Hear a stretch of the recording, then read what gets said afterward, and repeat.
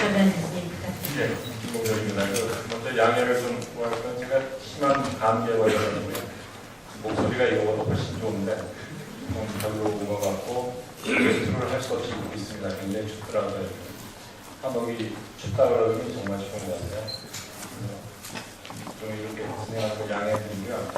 토론에 오신 선생님들을 좀 소개해 드리겠습니다. 5분의 선생님, 지금 원래 예정됐던 분보다 윤양수 문화체육부 과장께서는 좀 불참하셨고 5분의 선생님입니다. 소개해 드릴 때 성함만 소개해 드리기가 좀 그래서 이분들의 뒷조사를 좀 의뢰를 드렸습니다. 그런데 뒷조사는 안 됐고 앞조사만 됐어요. 제가 안 통한다 이렇게 됐습니다.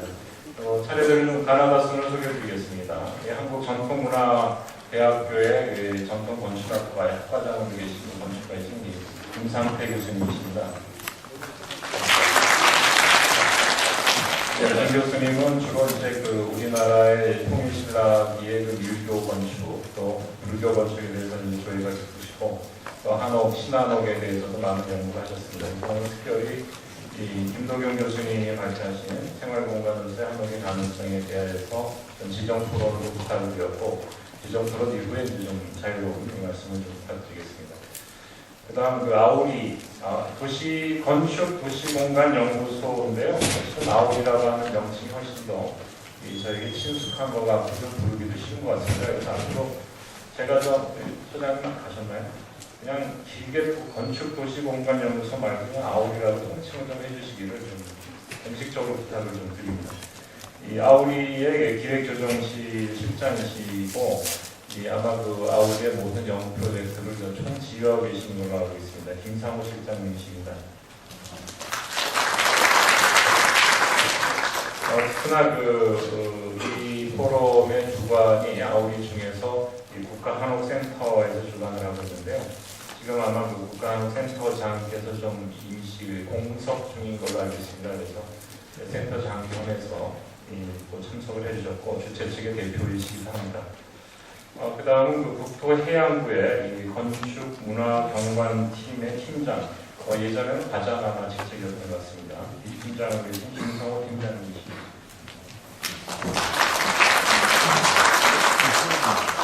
김 팀장님은 정말 센 분이십니다. 여러 가지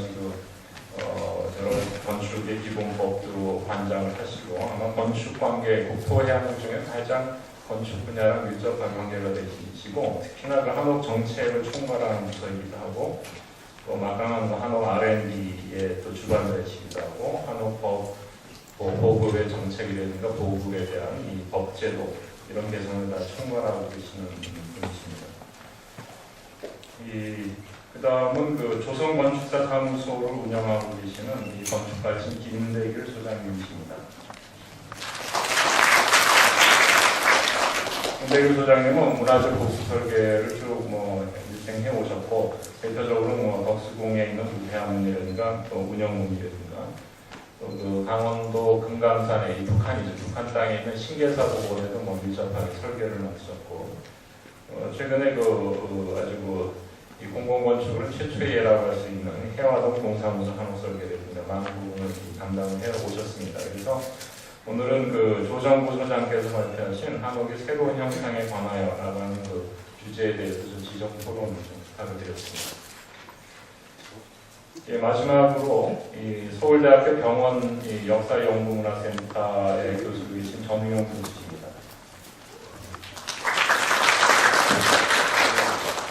정 교수님은 국사학을 전공을 하셨는데 국사학이어서 거의 도시사회사 같은 쪽, 특히나 한국의 근대 도시, 서울의 모습 이런 부분을 아주 인상 깊은 관찰력과 아주 재미있는 스킬들을 많이 써주셨습니다. 저서로는 서울은 깊다, 서울 상업사, 서울 20세기 등등이 선생님의 저서로 되어 있고요. 오늘은 이종목 교수께서 발표하신 사이당 관련된 조선 후기 문화공간으로서의 한옥 이 발표에 대한 지정 토론을 부탁을 드릴까 합니다. 토론 순서는 이렇게 하겠습니다. 첫째 주제 발표 순과 같이 정혜영 교수님께서 제일 먼저 좀 지정 토론을 해주시고 그 다음에 김상태 교수님, 그 다음에 윤대규 소장님 이렇게 지정 토론해 주시고, 이어서 김성호 팀장님, 그 다음에 김성호 실장님 이런 순으로 좀 뭐랄까 의무적인 이 토론을 좀 해주시고, 그 다음에 좀 자유 토론으로 들어가겠습니다. 미리 공지가 됐지만 한 5시 반에 맞춰야 돼서 이 토론 시간이 굉장히 좀 짧습니다.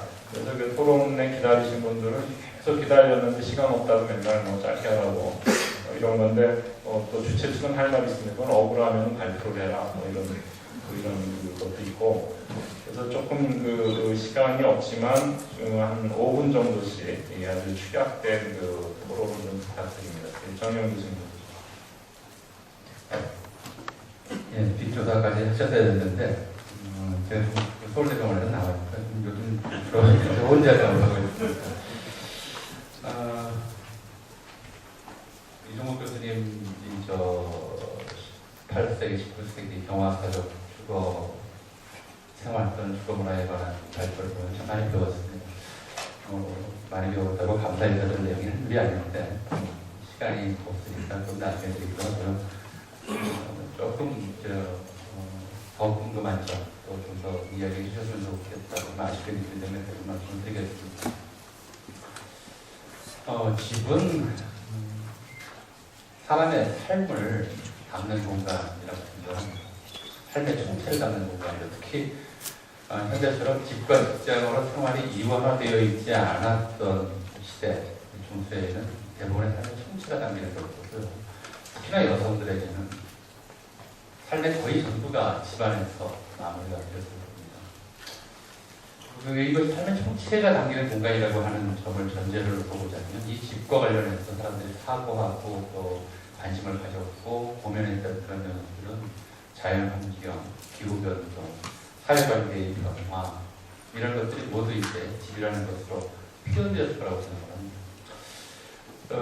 제가 이제 궁금한 점은 이런 점입니다. 바로 이런 문제와 관련해서 봤을 때 18세기, 19세기 서울에 있었던 종화세족의 집이 표상하고 있었던 당시 시대적 변화라고 하는 것을 우리가 좀 깊이 좀 생각해 봐야 될 것 같다. 역사의 변화가 집의 형태와 구조 또는 그 안에서 그 안을 가꾸는 인지였는데 어떤 변화를 인식하는 것이죠. 우선 일단 한 가지 좀 드리고 싶은 말씀은 19세기에 들어와서 온돌과 마블의 비중이 달라졌다고 말씀드렸지만, 제가 본 자료를 보자면 대략 17세기 말부터 18세기 중반 사이에 서울의 기온 자체가 내려갔다고 하는 좀 이렇게 보여요. 그러니까 역사에서 일반적으로 17세기 소빙기제라고 얘기하는데, 이건 이제 주택에서의 변화뿐만 아니라 실제로 의복 생활이나 또 방한복 이런 것들에서도 이제 전반적인 변화가 시장상에서 상품 거래 물품이라든가 이런 것이 나타나거든요. 바로 이런 기본의 변화가 일단 주택 구조의 변화를 낳았을 것이다라고 주장했는데, 이건 단순한 주택 구조의 변화, 그러니까 온돌과 마블의 관계로만 보시지는 않았을 겁니다. 당연한 이제 주택 구조의 변화로서 온돌방이 늘어난다는 것은 그만큼 땔감에 대한 수요가 늘어나는 의미하고, 땔감의 수요가 늘어나면 땔감을 보관할 집 내부의, 주택 내부의 공간, 장소에 대한 고민이 내려가 되어야 될 거라고 그러죠. 당연하게 드려야 말씀드렸는데, 이것이 이 사이단기라든가 다른 주택에 대한 묘사에서 실제 묘사자들이, 관찰자들이 빼놓았던 영역들에 대한 관심이 더 이제 집중적으로 필요하지 않겠는가 싶은 특히 여성의 생활과 관련되겠습니다만, 광, 곳간, 헛간, 집간 이런 것들이죠. 주택 설명하는 데서 표현되지 않았던 공간들이 과연 어떤 식으로 어떤 식의 면적 변화가 일어났는가에 관한 것이 하나의 고민거리입니다. 그거에 대해서 답변해 주실 만한 내용을 답변해 주셨으면 좋겠고, 두 번째로 사회관계 역시 이런 기후변화과 무관하지 않겠습니다만 사회관계의 급격한 변화와 관련되어 있습니다. 일반적으로 이제 한국 역사 쪽에서는 양난 인구에 특히 17세기 후반부터 18세기 걸쳐서 서울 인구가 몇 년도 안 되는 짧은 기간 동안에 부천의 전쟁 이전에 비해서 2배 정도 늘어났던 것으로 추정하고 있습니다. 대략 양난 이전 서울 인구가 한 10만이라고 한다면 양난 이후에 서울 인구는 20만 명 정도, 도성 안에만 도성밖에 한강말까지 합하면 30만을 넘어섰다고 추정을 하는데요. 이런 인구 변동이 나타냈던 중요한 이제 주택 문제와 관련된 사회 현상이 18세기 여가 탈입이라고 하는 겁니다. 태도가들, 권세 있는 사람들, 벼슬아치들이 힘없는 사람들, 그냥 조상덕에 좀 큰 집 깔고 있는 사람들 집을 거의 빼앗다시피 해서 들어가 살고 하는 그런 과정들이죠. 이것이 하나의 삶을 다른 식으로 표현하자면 호당 주택 면적이 또는 가구당 주택 면적이 줄어들었을 거라는 얘기입니다. 이런 상황에서 주택 자체가 이제 변화된 인구 증가라고 하는 상황, 서울 전체의 면적은 변했는데 인구 증가라는 상황에 대처하기 위해서 어떻게 자기 변신을 해왔는가에 대해 고민도 좀 저로서는 관심거리였었는데 생각해서 빠져있는 것 같은데도 이런 상황에서 이제 몇몇 경화사족들에 한해서 호화주택이라고 부르는 사회당에서든가 이제 가성가게라든가 이런 건물들이 남아있게 되는 거죠. 19세기 들어가면 장안 팔대간이 뭐냐면 이런 말들이 나오는 것도 이런 이제 오히려 넓은 면적을 차지하고 집들이 아주 희소하게 되는 상황에 반영인 거라고 생각이 듭니다. 그래서 여기서 이제 제시한 집들이 어느 만큼 당시 경화대중의 일반적 주거 형태로서 설득될 수 있는가 그것을 좀 고려해 봐야 될 것 같습니다. 세 번째로는 이제 인구 증가에 따른 이제 가구당 주택 면적의 평균적 저하 또는 축소 이런 것이 이제 추정이 된다는 점 말고의 세 번째로는 이게 이제 저로서는 더 중요한 일이 있다고 생각합니다만 뭐 잘 아시겠지만 18세기, 19세기, 18세기 말고도 19세기에 걸쳐서 가장 두드러진 사회 현상으로 지적되고 있는 것이 경향 분리 현상입니다. 이종훈 교수님께서도 이제 앞에서 사회당의 설명하면서 상세히 말씀하셨지만 그 이전까지 서울에서 벼슬 살다가 벼슬을 이루면 제 고향에 있는 장소로 귀거래 하면서 돌아가는 것이 양반들의 하나의 문화이고 프라이드였다면 대략 18세기 이후 17세기 말부터 나타난 현상입니다만 18세기부터는 이제 어지간하면 고향으로 안 내려가고 서울에 버티거나 서울 인근에 자리 잡게 됐다는 거죠. 그건 다른 말로 하면 무슨 의미가 되냐면 이게 이제 18세기, 19세기 서울 저택들을 문화적으로 포장하고 꾸미는 그런 이제 자원들이 그 이전이라면 농촌으로까지 골고루 분포되었을 겁니다. 서울에 벼슬살이 몇 년 하러 오는 사람들이 시골에서 몇 대째 보관하고 있는 보물들을 다 싸들고 와서 서울에다 보진 않았을 거예요. 이제 떠날 이유가 없다고 생각하니까 여기 이제 괴서 그다음에 이제 각종 골동, 소화 이런 것들을 이제 자기 집안에 꾸미는데 쓰기 시작하는 거죠. 그러니까 다시 말하면 문화적 자원들이 이 18, 19세기 이후로는 이제 서울들에 집중되는 현상이 벌어지고 있었다는 거죠. 그렇게 추정하는 것이 합리적일 거라고 봅니다. 농촌 대신에 이런 것들은 다른 식으로 표현하자면 농촌에 있었던 저택들에게 들어갈 문화적 자원이 이제 줄어들게 된다. 그러니까 농촌 주택에 허름해지고 별볼 일 없어지는 것에 반비례해서 도시주택들이 화려해지고 그 안에서 이제 이정도들 표현하시는 법권과 문자형을 통해서 개인의 품성과 압취를 드러내는 이런 문화가 이제 지배적입니다. 이것이 반드시 이제 긍정적인 문화였느냐라고 봐야 할 것이냐 대해서 좀 생각할 여지가 있을 것 같습니다. 끝으로 결국은 이제 제가 집은 이제 개인의 압취 품격을 가꾸고 드러내는 공간입니다. 사실은 어떻게 보자면 부와 권력을 집적하고 또 과시하는 그런 공간이면서 사회적 관계가 일상적으로 이루어지는 공간이었다고 봐지지 않겠냐 이렇게 생각합니다.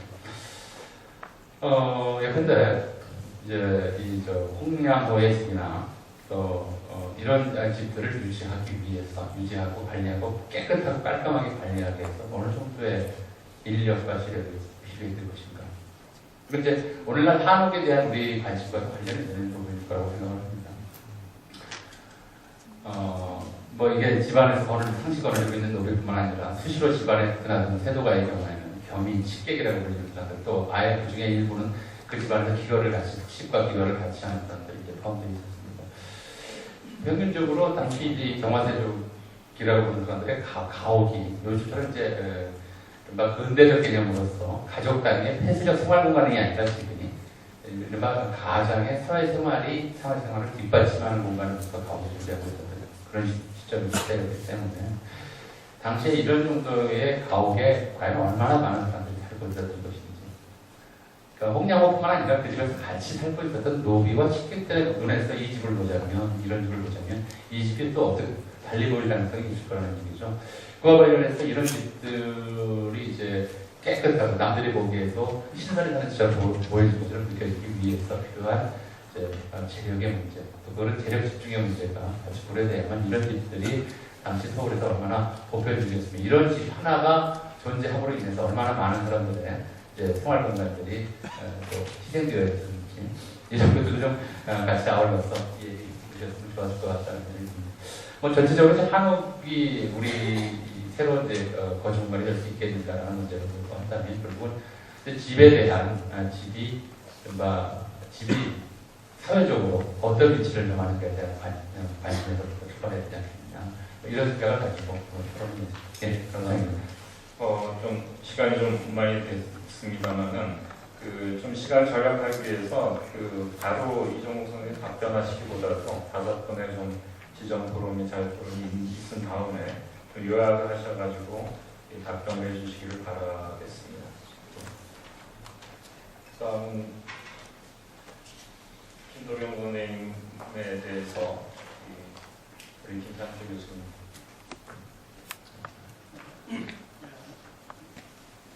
네, 안녕하세요. 동문화대학교 김상태입니다. 김동현 선생님의 발표를 잘 들었습니다. 일단 아우리에서 그런 한옥의 활성화에 따른 미래건축의 대학에 대한 포럼을 열어주셔서 굉장히 감사드리고요. 저는 학교에서 이 전통 건축을 가지고 주로 일반 건축보다는요, 전통 건축을 주로 학생들에게 교육시키고 또 사회에 나가서 그것을 전공시키고 하고자 하는 학생들에게 대한 교육을 시키는 입장에서 몇 가지 좀 크게 한 2가지만 질문을 드리겠습니다. 전제 얘기가 좀 많겠지만 시간이 없는 것 같아서요. 질문만 드릴게요. 네, 5가지 유형 분류를 제안을 해주셨는데 그 5가지 유형의 중에서 우리가 흔히 지금 신한옥의 주 대상이 일반 우리 시민들일 것이고요. 그 시민들이 접근할 때 가장 유리하게 접근할 수 있는 대안이 과연 무엇일까를 한번 좀 제안을 주셨으면 좋겠습니다. 그 제안에는 분명히 일반 시민들이 생각하는 것들이 가장 코스트, 비용 문제를 가장 중요하게 여길 것인데 과연 우리가 국토해양부나 정부에서 추진하고 있는 그런 R&D 사업이나 여러 가지 사업들은요 코스트를 너무 다운시키는 경향이 있습니다. 어떻게 보면 일반 아파트 짓는 가격보다 더 다운시켜서 일본에 보급해야 되지 않냐라고 얘기하시는데 그게 과연 적정한 것인지 그렇기 때문에 어떤 대안이 그 코스트를 다운시키는데 적절하게 대응할 수 있는지에 대해서 궁금하고요. 2번째는 일반 우리 시민들이 인식의 변화를 좀 가져와야 된다고 했는데 그 인식의 변화 중에서 가장 첫 번째로 변화되는 것이 무엇이고 그 변화를 시키고자 할 때 가장 쉽게 일반인들에게 보여줄 수 있는 그런 방법이 무엇인지 가장 중요한 건 시각일 것 같아요. 가장 좋은 건축, 가장 쉽게 접근할 수 있는 건축, 살기 편한 건축 그런 것들이 과연 뭐가 있을지에 대해서 좀 궁금합니다. 답변을 부탁드리겠습니다. 감사합니다. 네, 아주 효과적으로 해주셨는데 나중에 좀 더 하실 말씀 더 하시고요.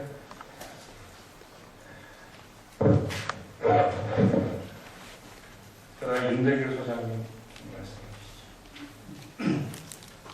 조선 건축의 윤대규입니다. 저는 조선 소장님이 한옥의 새로운 형상에 대해서 항상 그 창의적인 노력을 해오신 데 대해서 또 한옥을 또 미래 건축에 대안까지도 생각하는데 오는 데까지 큰 역할을 해주신 분이라고 생각하고 있습니다. 감사하고 존경하는 마음과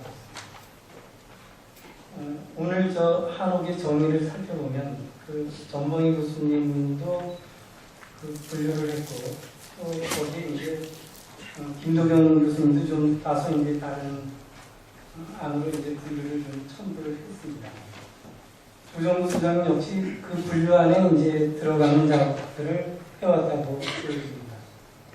근데 오늘 이 주제가 되는 한옥 미래건축의 대안일까라고 하는 것에 이제 비춰보면 사실 이 주제에 속한 걸로 작업하는 것은 그 미래건축의 대안 정도는 안 될 것 같습니다.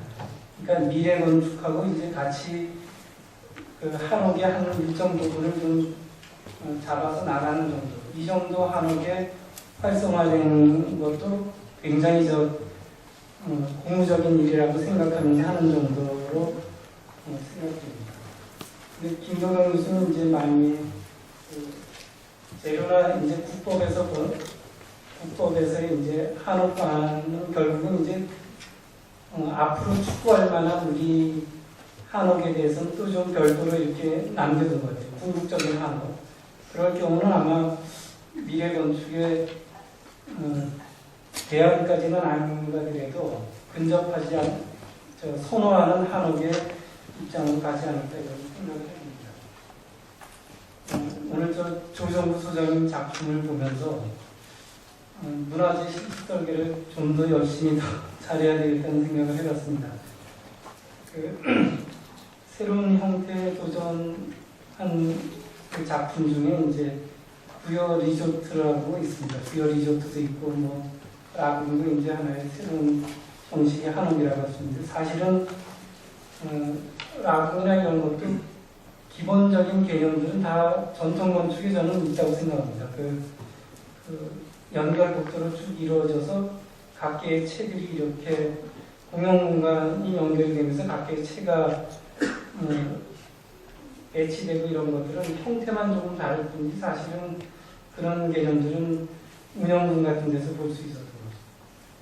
그 다음에 이제 부여 리조트 경우 보면 기본 설계는 물론 이제 경영위치라고 다른 곳에서 하는 걸로 알고 있습니다. 그런데 설계를 하실 때 원형 회랑이라고 해서 그 도나도리가 그대로 원형으로 장면이나 이런 것들이 깎이면서 갔는지도 좀 궁금한 생각이, 제 생각에는 이게 원형 회랑으로 가더라도 32각 정도면 사실은 원형으로 느끼게끔 충분히 공사도 되는데 그런 부분을 고집해서 했는지 그러는 것도, 그러니까 대목이 이제 그렇게 불리하게 얘기하는 것이 아마 그런 이유가 있지 않았나 생각합니다.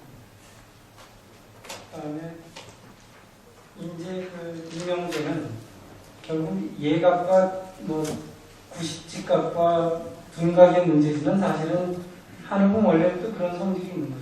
도리칸으로는 얼마든지 뻗어나갈 수 있는 거죠. 단지 내지나 이제 어떤 형태에 따라서 끊어지고 그게 이제 꺾이고 입각이 되고 이제 그런 형태로 나타나는데 사실은 만약에 이런 건물이 이제 주변 산세나 적절한 자연 환경에 들어선다면 연결이 되는 그 건물 자체가 사실 마을의 골목이 될 수 있다고 생각합니다.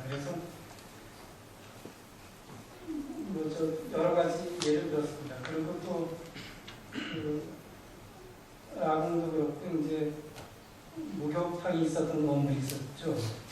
그런 것도 사실 다 기록에 다 있는 내용이고 도면까지도 있습니다. 온양 행궁이나 이런 데 보면 그런 그 건물 안에 그 목욕탕들이 다 있었고 단지 이제 거기에 이제 설비가 어떤 식으로 만들어지느냐에 따라서 틀린 거죠. 그래서 저도 좀 컨디션이 안 좋아서 목소리가 좀 안 좋은데 하여튼 그런 문제점을 좀 제기하면서 이만 마치겠습니다. 네, 감사합니다. 죄송합니다. 김상호, 김성호 이 두 분이 나오셔가지고 김성호 교수님은 김성호 팀장님은 제가 정말 정신이 없죠. 김성호 팀장님은 이제 이 국토부에 계시고 김상호 실장님은 이 아우리에 계셔서 상당히 혼란스럽게 하는데 이 두 분 잘 봐주시고요. 이 부분이 없으시도록 하고 이 두 분께서는 물론 이제 말씀하실 게 있는데 한 분 한 분에 대한 말씀보다는 사실 오늘의 주제가 방금 지적을 해주신 미래건축에 대하니까 하는 것 그다음에 올해 아마 우리의 총체적인 주제가 한옥이 정말 생활 공간으로서 가능한가 뭐 이런 좀 거시적인 문제인 것 같습니다. 그런 반면에 대해서 이 주제 발표들은 조금은 여기하고 좀 크게 보면 맞는 건데 좀 조금 부분적이지 않았나 하는 생각이 좀 들어서 이걸 감안하셔서 좀 이 토론을 해주시면 감사드리겠습니다. 먼저 저 김성호 팀장님께서.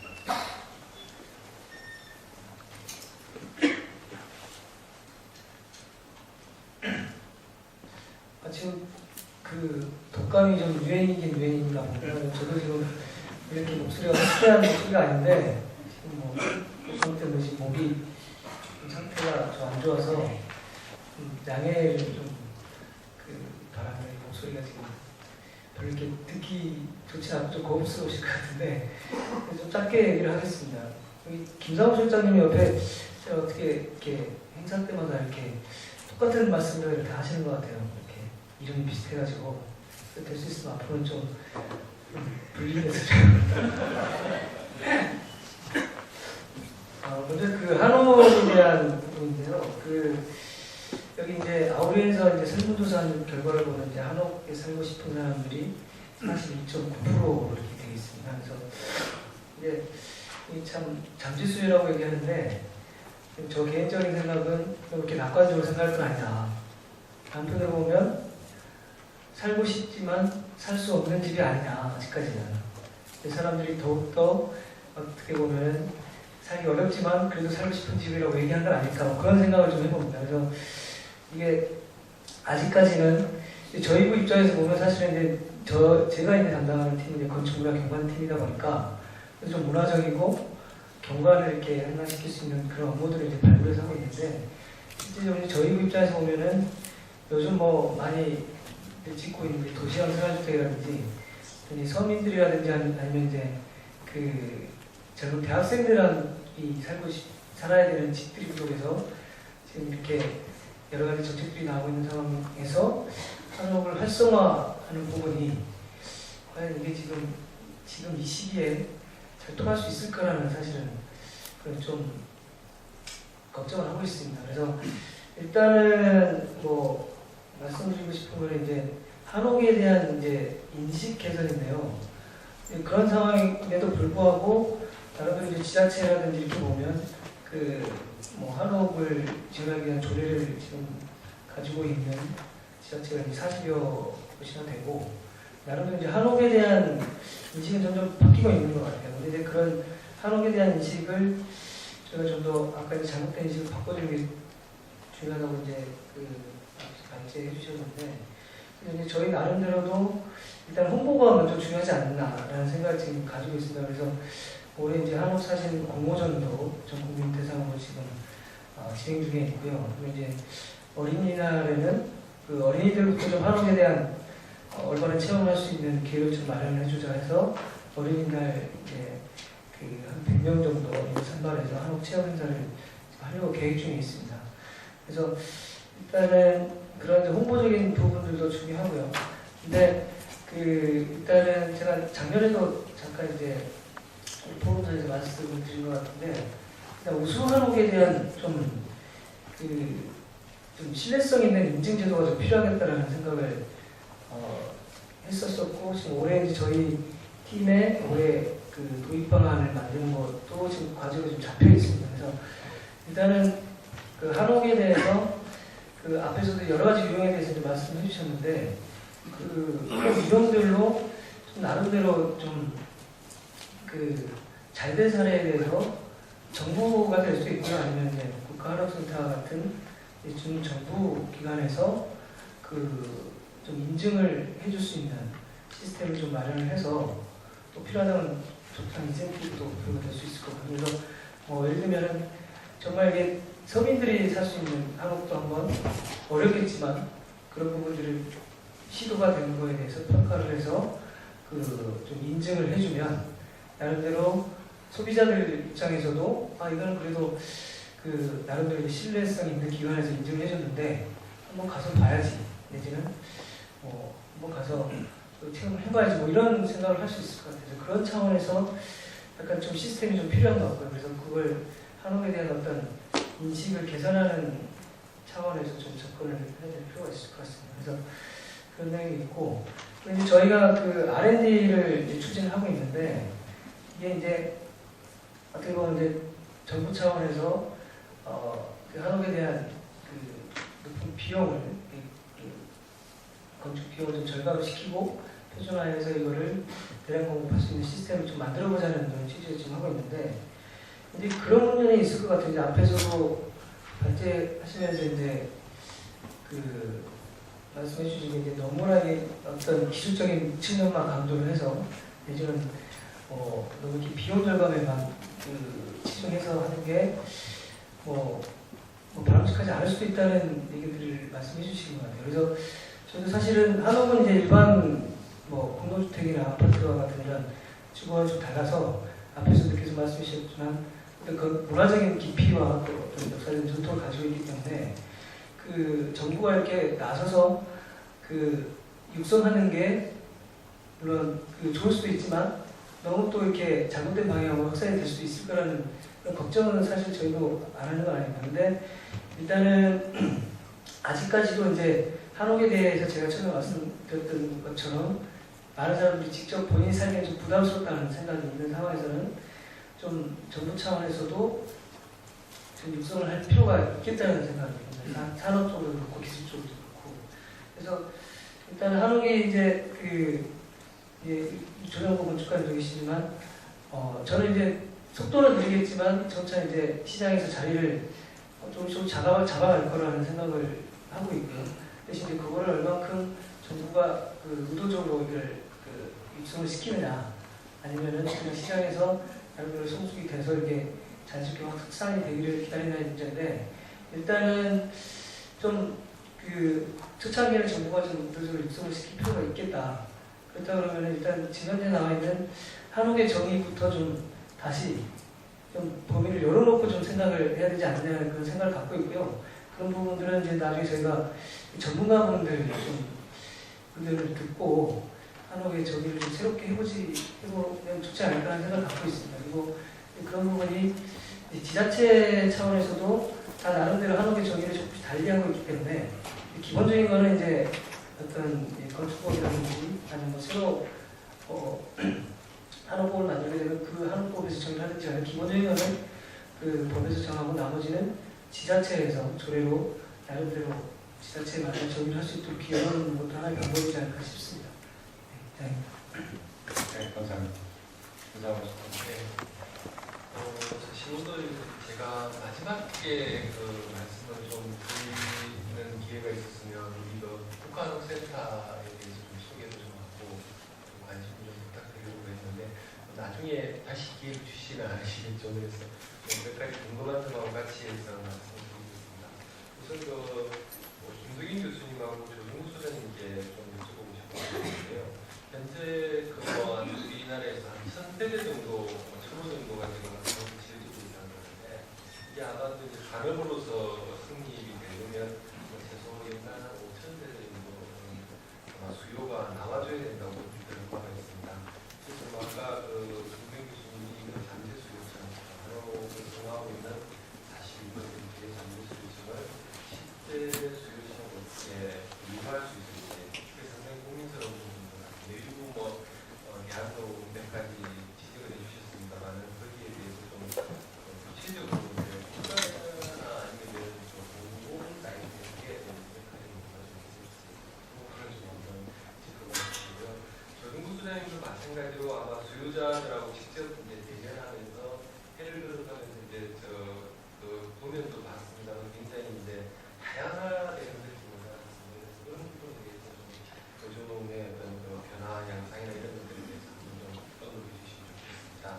이거는 이제 개인적으로 조금 궁금한 점이었고요. 사실 제가 오늘 포스터 입장에서 이제 아우디 국가한옥센터 업무를 좀 소개를 하고 또 오늘 참석해 주신 분들이 좀 응원도 좀 부탁하는 그런 필요가 있겠다 싶어서 자료를 하나 좀 가지고 왔는데요. 아시는 분은 아시겠습니다만 우리 국가한옥센터가 작년에 이 5월 12일 날 개소가 됐습니다. 그래서 지금 이제 2년차 접어들고 있습니다만 작년 같은 경우에 다양한 다양하게 이제 일을 한다고는 했습니다. 그래서 뭐 한옥 활성화 정책, 기본 방향, 실천 전략 수립도 했고, 그다음에 또 건축 서비스 산업진흥법 입법도 추진했고, 그리고 또 그 한옥 포털 사이트도 오픈을 했습니다. 그리고 또 국토해양과와 같이 그 2011년 대한민국 그 한옥 공모전을 또 개최를 했었습니다.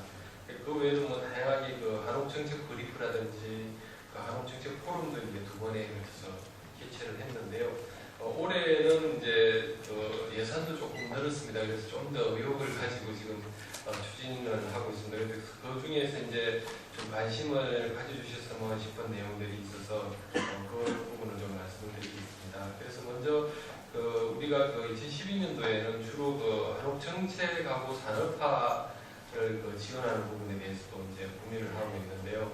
한옥 산업 활성화 정책 개발 및 세부 추진 전략을 건축문화기능단체와 같이 지금 추진을 하고 있습니다. 아울러서 화성 동탄 2기 신도시 대체 농지 내에다가 한옥마을을 구성하기 위한 기본 구상하고 사업 전략을 수립하는 것들을 LH공사하고 지금 논의를 하고 있습니다.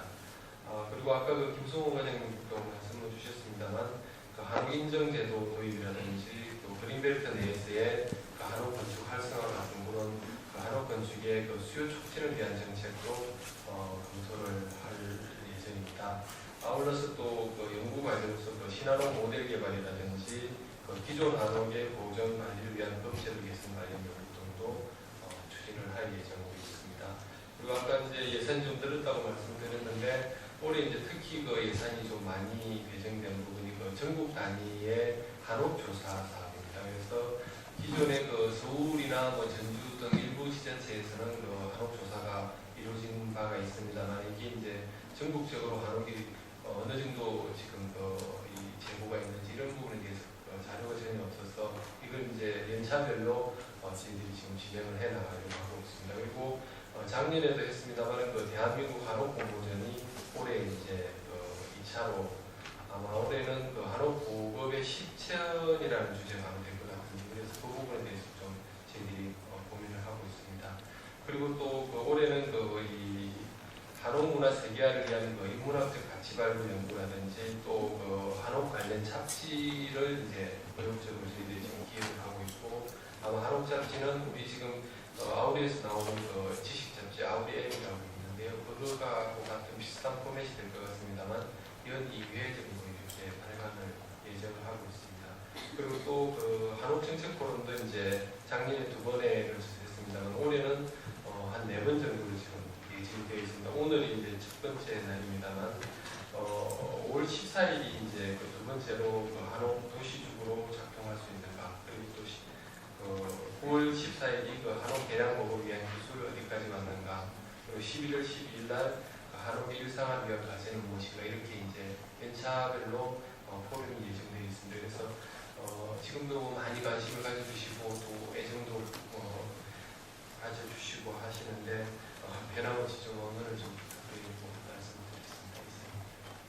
말씀드리겠습니다. 토론 없이 이거 해보로 네, 감사드리고요. 제가 좀 사회를 보면서 조금 이제 이 의문이 드는 게 하나 있습니다. 지금 오늘 이제 발표하신 3분, 특히 이종욱 선생님이 29세기 경화사적 얘기 나왔고, 그다음에 김도경 선생님 또 조정용 선생님 다 말씀하셨는데, 방금 제 질문하신 김상호 실장님의 태도는 사실은 한옥의 보급화, 대중화 이런 데 상당히 이제 관심 있으시고, 그래서 사실 3분의 발표는 그런 거보다는 어떤 창작으로서의 한옥, 또 작품으로서의 한옥, 한옥의 가능성 이런 쪽이 약간 좀 맞지 않는 면은 좀 있는 것 같습니다. 예를 들어서 건축계 일반에서 이 주택이 그건 우리나라뿐이 아니라 전 세계적인 통계인데요. 그러니까 건축가가 개입을 해가지고 만들어진 주택은 거의 5% 내외로 봅니다. 그러니까 나머지 한 95%는 이제 시공회사나 물론 거기도 건축가라고 있지만 사실은 익명의 건축가의 어떤 개성이나 이런 것보다는 회사나 개발업자나 이런 식으로 만들어지는 것이어서 늘 이제 주택 문제를 얘기할 때 이 보급을 얘기하는 측면은 95%에 초점을 맞추고 있고 건축가들은 이제 사실은 5%에 초점을 맞추고 있습니다. 그러면 조금 오늘 이제 들으실 때 좀 혼돈이 있으실 것 같아서 또 질문도 이 조정구 선생한테 뭐 한옥의 보급화에 대한 뭐 요안을 내봐라 이런 상당히 좀 어려운 질문이 될 것 같고요. 그러나 하여튼 차이는 좀 있었다는 걸 좀 염두에 두시고 특히 김성호 팀장님 지적하신 그 한옥의 비용과 질의 문제 이건 늘 된 겁니다. 비용을 아주 코스다운을 시켜버리면 질은 형편없어지고 그렇게까지 해서 한옥을 또 만들어야 되는가 하는 또 이런 의문에 있고 또 이 비용이 높으면 보급이 안 되고 여러 가지 문제들인데 그런 문제들은 아마 앞으로 이 4차례 토론과 뭐 부당한 연구 R&D를 통해서 차츰차츰 해결해 나갈 것인 것 같습니다. 오늘 이 자리에서 모든 해답을 드릴 수는 없을 것 같고요. 뭐 대략 이 5분이 이제 질문해 주시고 의견도 표력을 해주셨습니다. 정영 선생님 하신 건 다시 요약은 안 하겠지만 기후 변화나 사회적 변화나 이런 것들을 통틀어서 경화자족의 주택이 나타나는 것을 역사적으로 어떻게 평가할 수 있는가 하는 문제들을 이제 이종우 선생님께서 좀 답변해 주시면 되겠고요. 김동영 선생님은 뭐 교수이자 건축가로서 특히 한옥 건축가로서 이제 일선에 있으면서 상당히 아마 교수 건축가가 갖는 이제 특별한 점이 좀 있습니다. 그러니까 늘 이렇게 과감하지 못하다.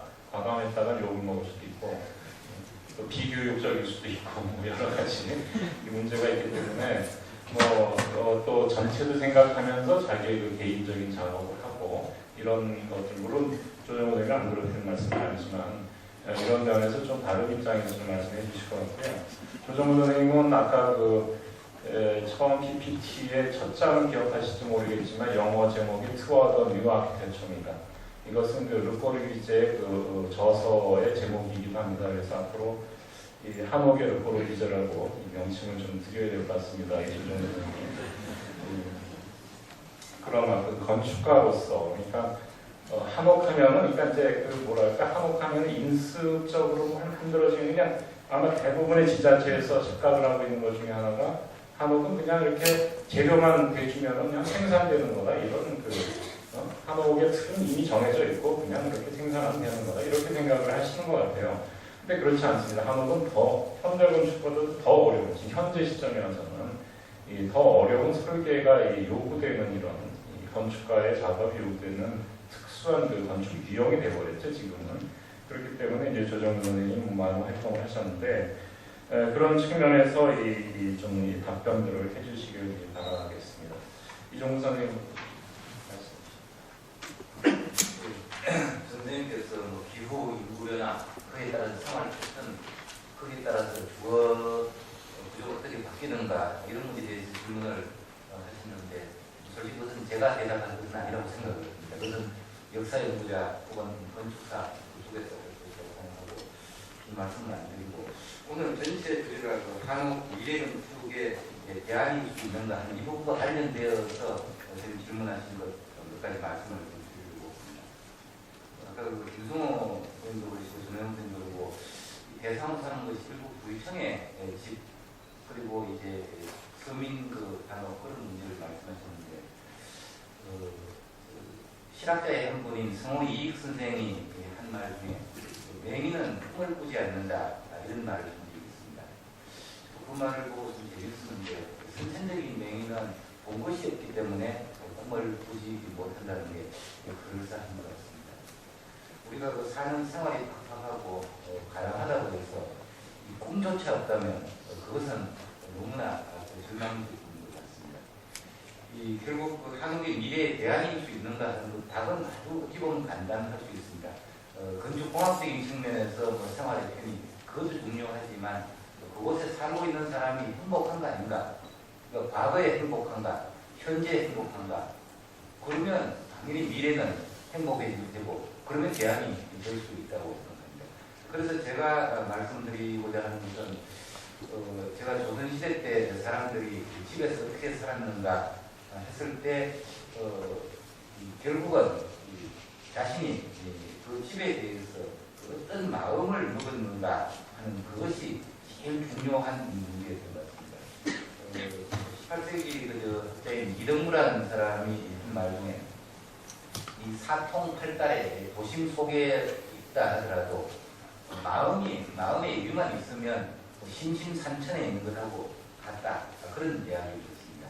아까 전우영 선생님 말씀하셨습니다만 이 조선 중기 무렵까지는 서울집과 시골집이 따로 있었는데 18세기 무렵부터 아예 촌사람이 되지 않기 위해서 벼슬을 한 사람들이 서울에 아예 도시 생활을 집중적으로 하게 됩니다.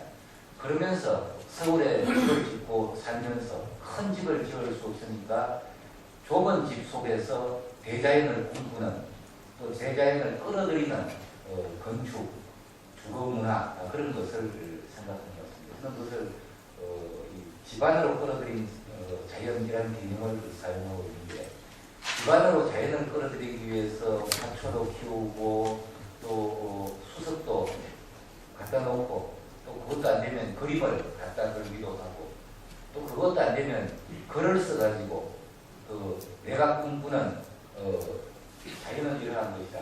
그런 것을 통해서 이 마음의 평화를 얻고 그러면서 좁은 집에 살면서도 이 대자연 속에 사는 듯한 평화 그것이 중요한 것 같습니다. 그러한 마음의 평화를 이 한옥이 줄 수 있는가 아닌가 그 문제가 중요한 것 같습니다. 제가 아는 그 사진가분이 효자동 쪽에 조그만 한옥 부채를 쳐가지고 아트리어로 쓰는데 가끔 저는 거기 들르는 이유가 거기 들러서 가만히 그 팻말에 누워 있으면 내 마음이 굉장히 쾌적해지는 것을 느끼고 있습니다. 저는 옛날들 주로 이 마음을 다스리고 마음의 평화를 돕는 그런 책을 보고 즐거워하기 때문에 오히려 한옥이라고 하는 것이 더 다가오는 것 같습니다. 근데 현실을 생각하면 저도 가끔 집에 가서 우리 시골 가서 그렇게 살면 안 될까 하면 집사람은 당연히 반대를 합니다. 지금만 그런 것이 아니라 이 중국 고대에 가장 이상적인 여성상을 들 때 하나로 든 것이 시골에 가서 물러 살 때 함께 가질 수 있는 여성이 그때도 이상적으로 남자들이 마찬가지로 현대 사회도 그렇습니다. 그래서 제가 생각하는 것은 제가 노년에 낮에 가서 책 보고 저녁에 친구들하고 술 한잔 먹고 그렇게 쓸 수 있는 휴식의 공간, 위안의 공간으로서 한옥이라고 하는 그런 부분에 대해서도 생각을 해보고 있습니다. 선생님이 여러 가지 질문을 하셨지만 오늘 주제와 관련해서 제가 대답을 하자면 이런 겁니다. 그 정도만 말씀드립니다. 네, 감사합니다. 아마 자연 한옥의 아마 DNA를 뽑으려는 자연, 또 정신 이런 것 같습니다. 김도경 의원도 말씀을 해주셨는데 그런 점에서 이종욱 교수님의 말씀이었던 거로 이해가 됩니다. 다음 김도경.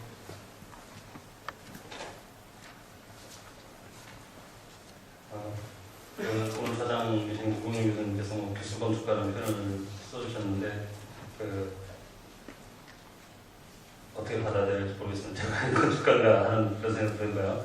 근데 오늘 여러 가지 얘기들 저도 했고 다른 선생님들 얘기하셨고 또 토론자 선생님들 말씀을 하셨는데 우리가 이런 문제는 좀 생각을 해야 될 것 같다고 저는 봅니다. 아까 이종욱 교수님도 말씀하셨지만 결국 이 한옥이라고 하는 존재 양식이 괴리감의 문제, 모순의 문제에서 항상 시작되는 것 같습니다. 그러니까 지금 김홍일 교수님께서도 한옥의 유전자, 그래서 자연, 어떻게 보면 시골 그런 얘기를 하셨는데 우리의 역사적으로 우리의 역사가 과연 이제 도시화된 사회 속에서의 그것이 위주가 되는 역사였던가 아니면은 전원을 바탕으로 한 그런 마을 형성의 어떤 역사였는가 하는 것을 대두할 필요가 있는데 바로 그 문제에서도 도시와 전원 또는 시골이라고 하는 한옥 속 자체에 괴리감이 분명히 존재를 하고 있고요. 또 현실적인 그 건축 생산 시스템에서도 굉장히 한옥이 갖고 있는 특수성, 모순이 존재를 합니다. 그 모순이라고 하는 건 뭐냐면은 일반적으로 그러니까 과거에 대부분의 한옥은 건축가라는 게 조선시대에 존재하지 않았죠. 조선시대에 어떤 형태로 존재했는지 모르겠지만 우리가 일반적으로 얘기하는 오늘날의 건축가는 과거에 존재하지 않았다는 얘기입니다. 근데 이제 오늘날의 문제는 그런 어떤 건축가라고 하는 물론 그 5%밖에 안 된다고 교수님 말씀하셨지만 그런 어떤 제도 그리고 생산 조직에 여기 분명한 문제가 있다는 겁니다. 그래서 이거는 아까 김성호 팀장님 말씀하신 부분이라든지 김성태 교수님 질문한 것과도 연관이 되는데 이런 한옥 생산에 있어서 오늘날 일반적인 건축 생산과 나타나는 어떤 모순의 문제. 예를 들면은 우리 조정구 수사님 계시지만 조정구 수사님 같은 경우는 작업을 하실 때 어떻게 하셨는지 뭐 정확하게 모르겠습니다. 그래도 건축가이시기 때문에 아마 목수들이 어떤 집을 짓자면 대부분 따라서 거기 맞춰서 가는 그런 쪽이 아닌가 저는 그렇게 희망.